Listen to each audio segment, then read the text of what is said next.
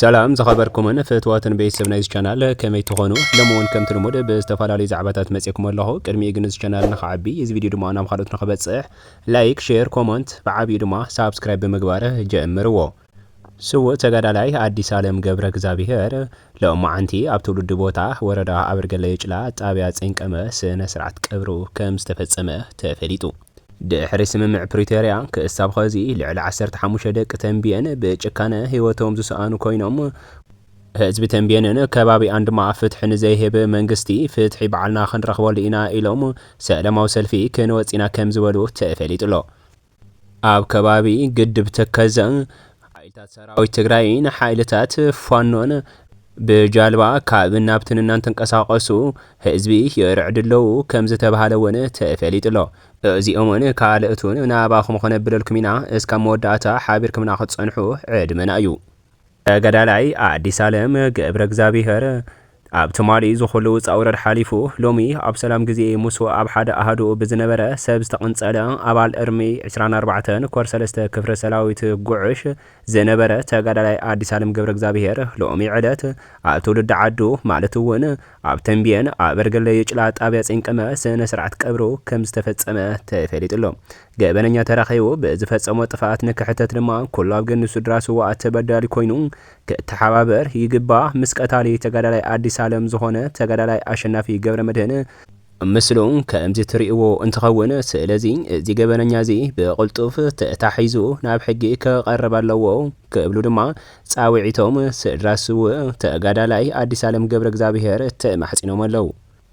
ተጋዳላይ አዲስ ዓለም ገብረ እግዚአብሔር ኣርሚ 24 ኮር 3 ክፍረ ሰራዊት ጉዕሽ ዝነበረ እንትኾን ኣብቲ ከበርቲ ውግእ ማለት እውን ውግኣት ጀዋማረን ጅጅቀን ወፍረ ኣሉላን ጎቦታት ዓዳም ሓራን ሜዳታት ራያን ጭፍራን ዘይተሰውአ ሎሚ ኣብ ማእኸል ዓዱ ብብፃዩ ክስዋዕ ብጣዕሚ ዝመርርን ዝኸፍአን ሓዘን ኮይኑዎም ዘሎ ወለዲ ተጋዳላይ አዲስ ዓለም ገብረ እግዚአብሔር ብቕልጡፍ ወድና ናብዚ ህይወቱ ዘስኦኖ ቀልጢፉ ንሱ እውን ፍታሕ ክረክብ ኣለዎ ፍርዲ ክበሃብ ኣለዎ ከም ዝበሉ ተፈሊጡሎ። ንኣዶ ተንቢየን መራሕቲ ኣርሚ ሬሳ ዝሰድላ ዓዲ ክትኸውን ኣይንፈቅድን ከም ዝበሉ ካብ ሓደ ዝረኸብናዮም ሓበሬታታት ያመላኽቱ። ህዝቢ ተንቢየን ኩላኻ ተወዲብኻ ሰላማዊ ሰልፊ ክትወፅእን ደቅኻ ከምቲ ንትግራይ ኢሎም ወፂኦም መስዋዕቲ ዝኸፈሉን መስዋዕቲ ዝኸፍሉ ዘለውን ንዕኦም ኢልካ ንስኻ እውን ወፂኻ መስዋዕቲ ክትኸፍል ድሉው ክትኾን ኣለካ ካብዚ ብምጋስ ድማ ሰላማዊ ሰልፊ ክንገብር ኢና ከም ዝበሉ ተፈሊጡሎ። ኣብ ማእኸል ተንቢየን ዝካየድ ሰላማዊ ሰልፊ መዓልቱ እኳ ብንጹር ነዚ ዕለት እዚ እንተዘይተባሃለ ነገር ግን ብዘለዎ ናይ ተንቢየን ክፋላት ሓድሽ ኣዋጅ ከም ዝወረደን ሰላማዊ ሰልፊ ክወፅእ ከም ዝግብኦን እዮም እናተነገሩ ዝርከብ ዘሎ።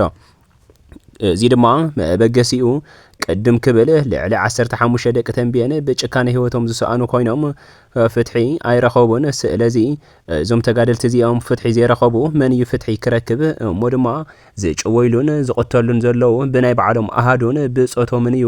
እቶም ከምኡ ዝገብሩ ግን እስካብ ሕጂ ካብቶም 15 ህይወቶም ዝሰኣኑ ተጋደልቲ ካብቶም ዝቆተሉ 15 ንዕኦም ህይወቶም ዘጥፉ ድማ ዋላ ሓደ ምንም ዓይነት ስጉምቲ ኣይተወሰዶን። ስለዚ ኣዶ ተንቢየን ብመራሕቲ ሬሳ ተቐባሊት ኮይና ኣይትነብርን። ንኣዶ ተንቢየን መራሕቲ ኣርሚ ሬሳ ዝሰድላ ዓዲ ክትኸውን ኣይንፈቅድን። ካብዚ ብምጋስ ድማ ኩላህና ተረባሪብና ሰላማዊ ሰልፊ ብምውፃእ ህይወት ደቅና እቶም ዝተረፉ ክንዕቅብ ኣለና ከም ዝበሉ ተፈሊጡሎ።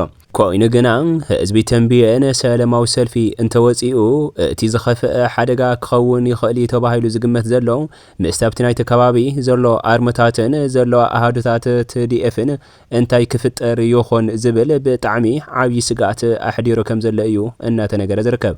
ምክንያቱ እዚ ህዝቢ እዚ ሰላማዊ ሰልፊ ዝወፅእ ዘሎ ምክንያት ትዲኤፍ ወይም ድማ እቶም ኣመራርሓ ሰራዊት ትግራይ ዘለው ኣዶ ተንቢየን ንምንታይ እያ ኩሉ ግዜ ብመራሕቲ ኣርሚ ሬሳ ዝስደደላ ወይም ድማ ዝለኣኸላ ንምንታይ ዓላማ ኣይኸ ደቂ ተንቢየን ጥራሕ ኣብ ዘለዎ ኣሃዱ ክጭወዩን ክቕተሉን ዝግበር ዘሎ።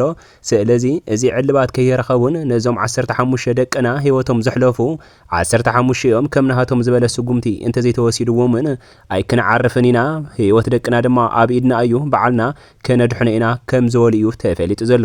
ስለዚ ምስተን ኣብቲ ከባቢ ዘሎ ኣሃዱታት ዓብይ ግጭት ከይፍጠርን ኣብ ልዕሊ ህዝቢ ዓብይ ሓደጋ ከይበፅሕን ብጣዕሚ ስጋኣት ተገይሩሉ ዘሎ ሰላማዊ ሰልፊ እዩ ተባሂሉሎ።